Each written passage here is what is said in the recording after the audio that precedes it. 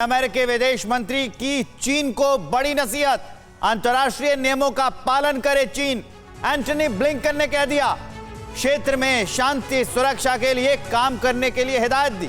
George Washington university में चीन पर खुलकर बोले हैं ब्लिंकन, और बोलते हुए उन्होंने चीन को हिदायत दे दी है कि क्षेत्र में शांति और सुरक्षा के लिए काम करे। तो देखिए, अमेरिका की तरफ से दी जा रही है चीन को नसीहत। विदेश मंत्री ने चीन को लेकर और क्या कुछ कहा है, ब्लिंकन क्या कह रहे हैं, क्या मैसेज दे रहे हैं, ये जरा समझते हैं। चीन अंतर्राष्ट्रीय व्यवस्था को बनाए रखने के लिए काम करे। एक तो ये बात उन्होंने कही, अमेरिका चीन को वैश्विक अर्थव्यवस्था से अलग नहीं करना चाहता, लेकिन इसके लिए बीजिंग को अंतर्राष्ट्रीय नियम कायदों का पालन करना होगा। हम कोई नया संघर्ष या शीत युद्ध, किसी तरह की कोल्ड वॉर चाइना के साथ नहीं चाहते। अमेरिका चीन के पॉलिटिकल सिस्टम को बदलना नहीं चाहता है, ये क्लैरिटी देते हुए ब्लिंकन नजर आ रहे हैं। इस बयान के क्या मतलब, शुक्ला साहब आप ऐड करना चाह रहे हैं? मैं ये ऐड करना चाहता हूं कि इस समय लड़ाई इकोनॉमिक्स की आ गई है। आज अमेरिका अपने आप को इकोनॉमिकली थ्रेटन महसूस कर रहा है। हाँ। अगर आने वाले समय के अंदर उन्होंने सैंक्शन चाइना के ऊपर भी लगाने शुरू कर दिए तो वो एक बाईपोलर वर्ल्ड में कन्वर्ट हो जाएगा, जहां पे अमेरिका खुद भी थ्रेटन में आ जाएगा कि उनकी इकोनॉमी श्रिंक होनी शुरू हो जाएगी। कोचर साहब, लेकिन ये जो ब्लिंकन चेतावनी देते हुए भी नजर आ रहे हैं और कह रहे हैं कि देखिए, हम तो आपके पॉलिटिकल सिस्टम को बदलना नहीं चाहते, चीन जो है वो लगातार इस तरह की हरकतें कर रहा है कि हमें जवाब देना पड़ता है। ये क्या बहुत हद तक संभला हुआ बयान अमेरिका की तरफ से आया है चीन के मद्देनजर? ये एक्चुअली एक जवाब है। ये जो 13 नेशंस इकोनॉमिक फ्रेमवर्क जो अभी पैसिफिक कंट्रीज का अनाउंस हुआ है, उसके बाद चाइना का जो रिएक्शन था, उस रिएक्शन को देखते हुए ये ब्लिंकन ने ये स्टेटमेंट दिया है कि चाइना को रीश्योर करने की कोशिश कर रहा है कि हम उसका वजूद मिटाने के लिए नहीं है यहाँ पे। एक तरह की मैसेजिंग ये है कि हम कोई और नया वॉर फ्रंट अभी खोलना नहीं चाहते।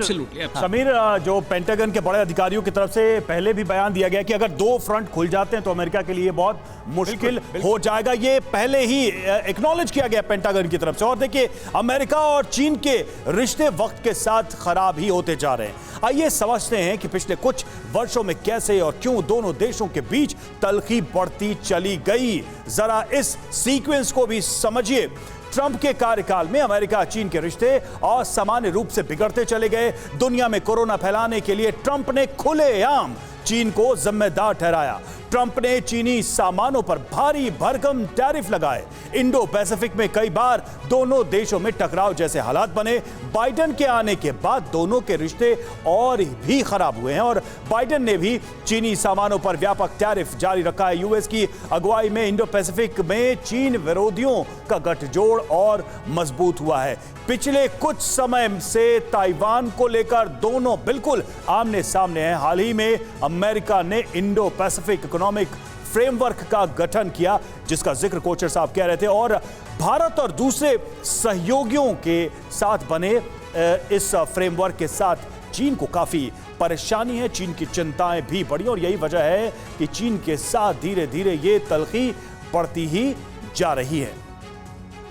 सर, तो एक चीज बहुत ही क्लियर है, पहले रूस और अब चीन, यानी अमेरिका दुश्मन बढ़ा ही रहा है, खासकर 2 बड़े मुल्कों के साथ। देखिए, अगर आप इस साल की नेशनल डिफेंस स्ट्रैटेजी को देखें जो अमेरिका ने बहुत रिसेंटली निकाली थी, उसमें रशिया को तो एक थ्रेट कहा ही था और इमीडिएट थ्रेट कहा था, लेकिन सबसे बड़ा स्ट्रेटेजिक कॉन्सिक्वेंशियल कॉम्पिटिटर चीन को बताया था। और कहीं ना कहीं देखें, अगर आप BRI का केस था या केस था सिक्योरिटी का या इलीगल फिशिंग का, इन तीनों को अगर मिला के देखें तो जो IPER को हम सेटअप कर रहे हैं और जो मैरीटाइम डोमेन अवेयरनेस के ऊपर पार्टनरशिप बना रहे हैं, तो कहीं ना कहीं ये चीन को यहां से डिस्प्लेस करने की एक लॉन्ग टर्म स्ट्रैटेजी है। परवाह देश की, सोमवार से शुक्रवार रात 10 बजे TV9 भारतवर्ष पर।